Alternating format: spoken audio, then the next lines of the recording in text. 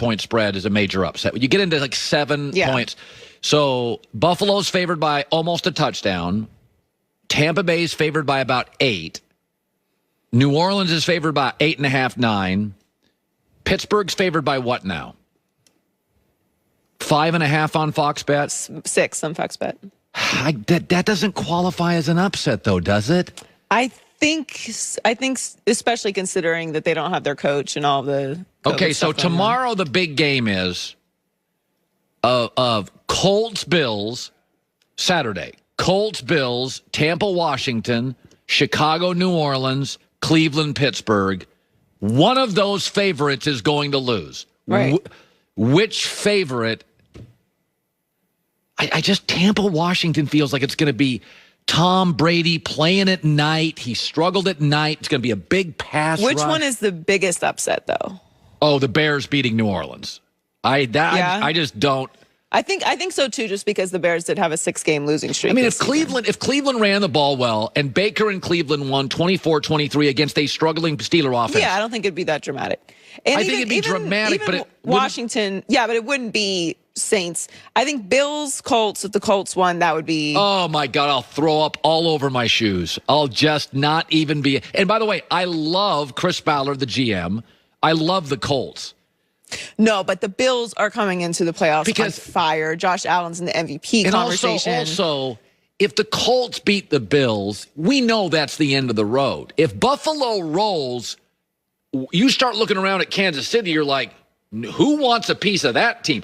If you do get, like, let's say Cleveland upsets Pittsburgh, it's kind of the end of the road. Right. Like I want to see teams win that I feel can win multiple games. Like, I don't think, like Baltimore, I do think could give Pittsburgh, could give Buffalo. I think Baltimore's no fun to play. Yeah, I think they could win multiple. But I like the Colts, the Browns, the Bears, the Rams. They feel like if they won, the lesser team won. And now it's almost what I always say about March Madness. Everybody's like, oh, love upsets. I don't.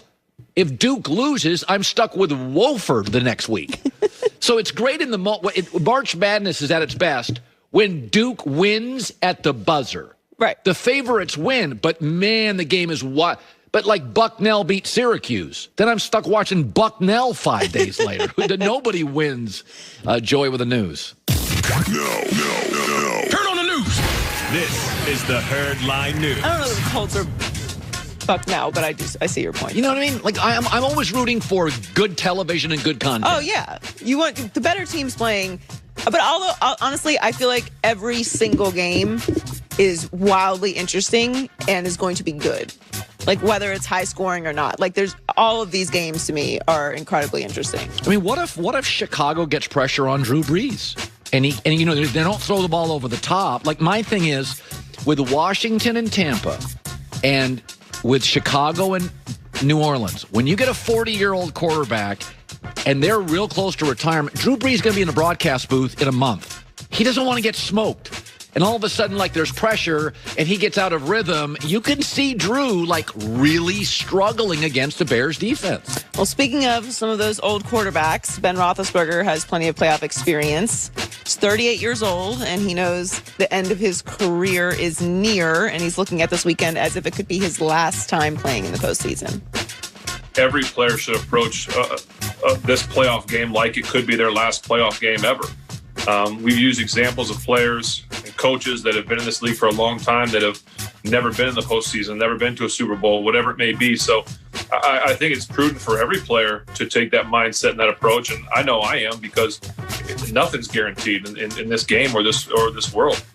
I don't think it will be, though. I don't think, there, like we talked about a certain president leaving, there are certain thgoing are going to end with bumps. Mm-hmm. Big Ben has been so dramatic, and he's got a Favre feel to him. I'm going to retire. I'm not going to retire. I'm going to retire. I don't want to learn new tricks. It feels like it won't just be, okay, I lost and I'm done, and he disappears into the wilderness. I feel like with Ben, there'll be stories. Well, Ben is, as Mark Schlereth said earlier, he has a flair for the dramatics. Yes. And he's also not been open to the Steelers bringing along the heir to the franchise. Yeah. So if he does retire after this season, which who knows if he will or not, What are the Steelers going to do? They got Mason Rudolph? Well, I think, I don't know if you were on the phone call this morning. It is kind of remarkable. Garoppolo could be on the market. Deshaun could be on the market. I think Sam Darnold would be great in Pittsburgh. Stafford could be on the market. Sam Darnold, Carson Wentz. There's a lot. Forget the Talk draft. about Deshaun being traded. Yeah, forget the draft. There's the market for. There never used to be a free agent market. What for about Marcus Mariota? I don't know. I mean, look, he had a fun game. All right, that's I don't true. want to get too crazy about that. Fair. It was fun. I enjoyed it. I was rooting for him. Fair. They still lost. I don't look. Steelers fans know what it's like not to have a quarterback. So this could be a bad situation if Ben retires. Obviously a Hall of Famer. I mean, 7th all-time in passing yards, 8th all-time in passing touchdowns, won 2 Super Bowls, 6-time Pro Bowler, Offensive Rookie of the Year. And he's had an amazing career. It's been an interesting career, to say the least. But I don't think it's the end, though. I think he has another year in him. So do I. I totally agree. I don't. It is what Schlereth said, though, is interesting.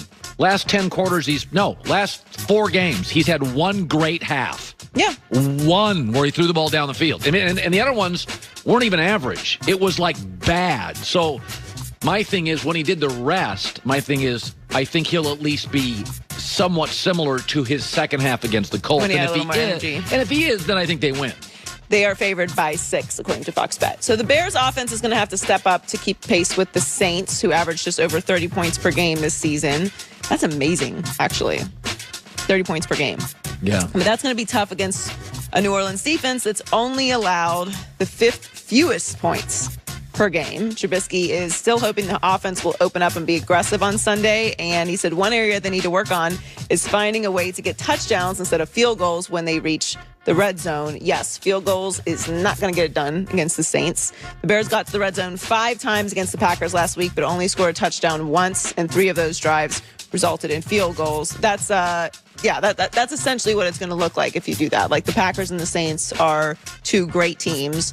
The Packers can throw over the top, obviously, of Devontae Adams. Like, at any moment, they can get big chunk yards and open it up on you. Right. The Saints don't have as much of a threat of that, but they do score a lot of points. And they have Alvin Kamara, who had an unbelievable game a few weeks ago and is completely dynamic. It's going to be a problem if they don't score points when they get in the red zone. That's what it comes down to for the Bears. The Saints are favored by 10. Like, Chicago should go into this game hyper aggressive. Go for it on any 4th down inside the 42. Well, that's what Trubisky's saying. Like, they're going to have to be aggressive to keep pace with the Saints. Because the Saints also have, at home, and they have a better roster. They're going to have to take care of the ball, too. Yeah. They're not going to be able to turn it over. So many people are counting the Colts out against the Bills Saturday, but Indy seems perfectly fine with that. Earlier this week, Frank Reich said the team was embracing the underdog mentality, and linebacker Darius Leonard says he is looking forward to proving people wrong.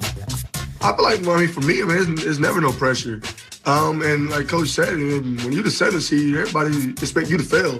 Pretty crazy that, just everybody said that the Bills was going to win. Everybody's counting us out. So, we just can go in there and just be us. Out there, we continue to play good and just let everybody who doubt us, sit down, grab a beer, and just watch our defense run around, make plays. Think about this. A year ago, the Colts would not